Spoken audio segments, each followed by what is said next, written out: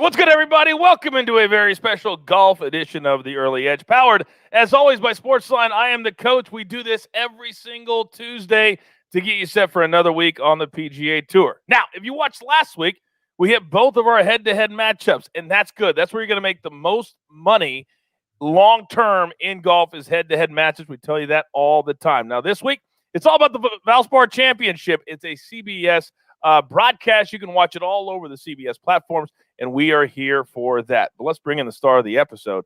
We know him. He's the host of the First Cut podcast. We'll be doing a little bit later on today. He is Rick G. Rick Run Good on social media. What's up, baby? Hey, Coach. Yeah, I'm glad you mentioned that. Both of the head-to-heads we got last week, which is that's the bread and butter, right? If we do that every single week, those little sprinkles that we make on the props and on the outrights, that's all gravy. But this is kind of where we make our dough. So stoked about it, and stoked for Valspar. Oh, there's no doubt about it. And there's a ton of other shows that will tell you otherwise. Listen to us. It's the head-to-heads where you're gonna make your money. I'm tired of all these people throwing stuff out that doesn't matter and it's going to make you broke long-term. Sprinkle. All right, let's jump right into it. The Valspar Championship. Now, only 10 players all time in PGA Tour history, Rick, have won an event 3 times in a row. Nicklaus, Woods, a few others. Steve Stricker is in that category. Mm-hmm. And this week, Paul Casey has a chance to do just that at the Valspar Championship. It was not played a year ago, so he won in 18, he won in 19, and a chance to do it again this week. Kind of preview for the people at home on what they can expect this week. Yeah, sure. This is the Valspar Championship. It's held at Innisbrook Resort. That's in Florida. This used to be part of the Florida swing, kind of with the scheduling over the last couple of years. It's kind of tacked on to the end here, so we didn't get to it in the full Florida swing, but this is a tough course. It's the Copperhead course. That's where they get the name the Snake Pit for the final 3 holes, 16, 17, and 18, a notoriously difficult stretch of holes on this course, and this course in general plays pretty difficult, Coach. We've seen the vast majority of the time, the winning score be something in single digits under par. And a lot of times on the PGA Tour, we get those birdie fests, 20, 21, 22 under. I don't think we're going to see that this week. So it's really going to be a true test of who's in control of their game. When Adam Hadwin won a few years ago, it was kind of an outlier because he got it out to 14 under par. But normally it's then in that 6 to 12 range is the sweet spot for this tournament. And if that's the case, then we know it's going to be all about the iron play. It's all going to be about around the green and who can make putts on this very difficult course. All right, let's jump right into your board for this week. As we mentioned, you hit both of these matchups last week. I absolutely love one of these you're going to give us. Give us the 2 that you kind of picked out courtesy of our partners at William Hill.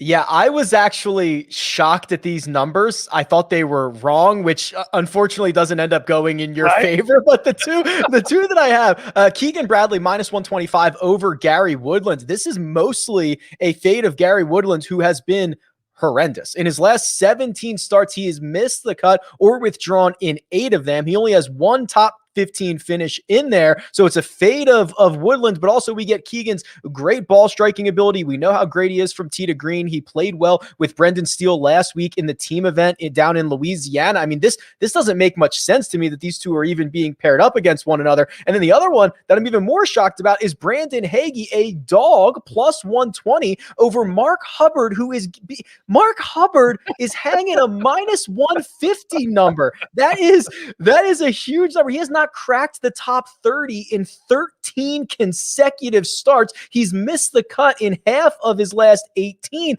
I have no idea where Mark Hubbard's game is, and Hagee is certainly not a model of consistency, but he pops off, and he finished runner-up at the Honda Classic. That's going to be kind of a similar style of Florida golf that we're going to see this week at Valspar. These are 2 numbers, Coach, that I was left scratching my head when I saw. A couple of funny quick stories. Brandon Hagee played, well, this wasn't a funny story, but he played really well at the Honda Classic when nobody thought. Remember, we felt bad for him because he shot that 77 on Saturday and then cost himself $500,000, literally. But then he came out the next week and finished second, so he got that money back. The funny story is you said you don't know where Mark Hubbard's game is at. Well, apparently Mark Hubbard isn't that confident in his own game because I don't know if you saw this on social media. He still drives his 2010 Honda something or other, 2 tournaments, and it's so beat up that last week they wouldn't let him in. They didn't believe that he was a PGA Tour player. Well, apparently, neither does Mark Hubbard. But Vegas That's does minus unbelievable. 150. Yeah, we got to buy yourself a new car. You're a Yeah, I PGA think Tour so. pro. Come on. Come on.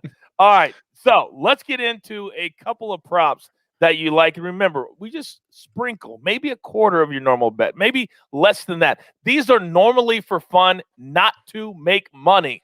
What do you like, Rick?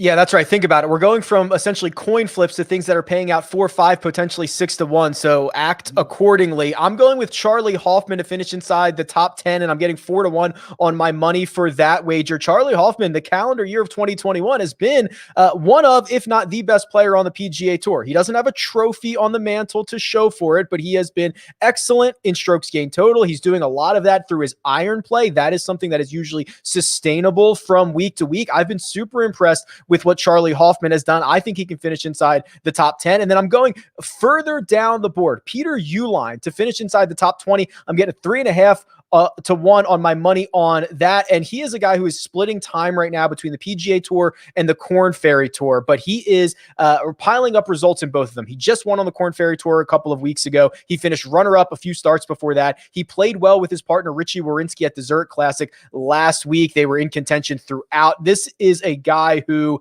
is going to need to finish inside the top 10 so that he can get another start on the PGA Tour. So there are a few guys as motivated as Peter Uihlein, and there's a few guys playing as well as Peter Uihlein. I think he can finish inside the top 20.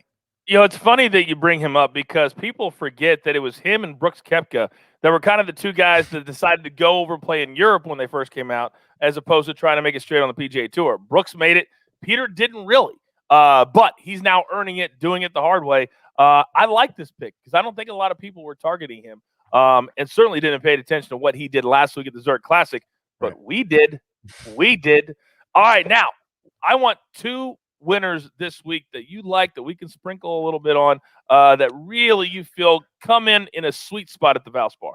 For sure. And I should have mentioned at the top, just moments before we went hot here, Terrell Hatton did withdraw from this event. So he was one of the shorter odd players. So this does create a little bit of a crater effect. So I'm looking at Patrick Reed, who we know has won plenty of times in his career, count them 9. And most recently at Torrey Pines this earlier this year, where he was getting up and down. He was relying on the short game. It's difficult conditions there. We're going to see the same type of play that will find success at the Valspar this week. He's finished runner-up at this event twice. He's finished 7th. He's done everything but win. I think he has a really good chance to get it done this week. And then I'm going with Scottie Scheffler, who has never won on the PGA Tour at 28 to 1. He is someone who has all the upside in the world. We're seeing the growth of his game in the last 2 years or so, how quickly he is maturing. He played well with Bubba Watson at the Zurich Classic last week, and most people don't realize how strong his short game has been over his last 5 or 6 starts. So those are two guys